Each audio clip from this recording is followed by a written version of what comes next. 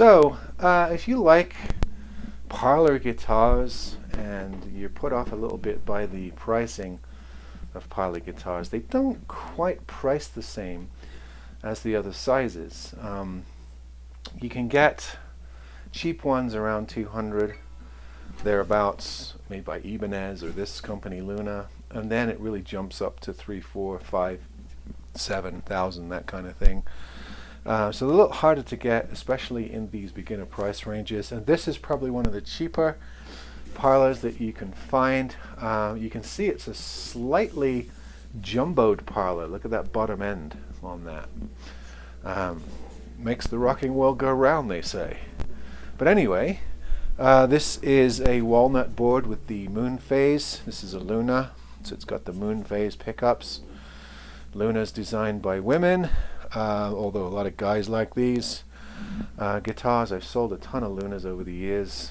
They're made by the same people that make Dean. So they sometimes look similar to the Dean models, especially the finishes. This is one of those open pore satin finishes. It's all mahogany. There's the Gypsy Muse rosette on that, sort of an etched tattoo type finish, which Luna is well known for. Black binding with white purfling. They've kind of inverted the purfling on this. Bound in the back as well with a center seam.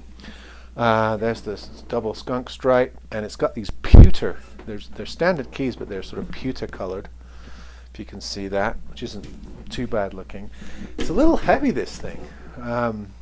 So it is, I'm thinking it's at least the back and sides are definitely plywood. Top might be solid. I'm not sure.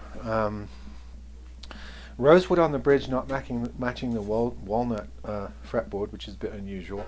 And then this black graphite, man, this rim is creaky. This black graphite nut and saddle. Cute little guitar. I think they're pretty handsome. And you know, we've had a few Parlours on here in and around this $250 price range, and this fits right in there. It's just hard to find a Parlour under that. For some reason, they just don't make the same range of student quality Parlours as they do, say, dreadnoughts or auditoriums, concert sizes. So you got a little less choice. If you like all mahogany guitars and you like this sort of Luna / Dean finish with the tribal tattoo on there, which is quite nice.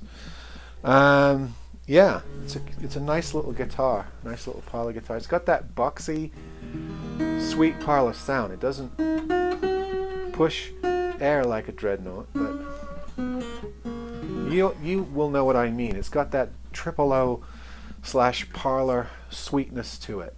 Porch guitars, they're not designed for volume, they're designed for more intimate playing. That's why they're called Parlour guitars. And of course they're designed on early 20th century principles, when a guitar, an acoustic guitar, more times than not looked like this.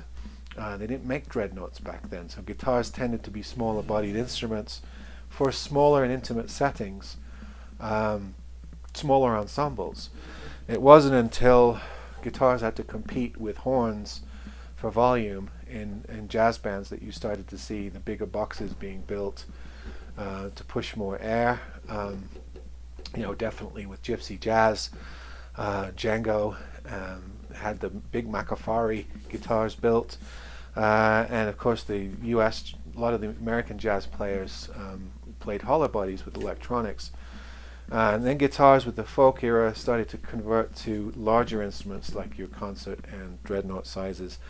Parlours became a little obscure, but there's been a bit of a revival, I'd say, in recent years, with people wanting to go back to this size.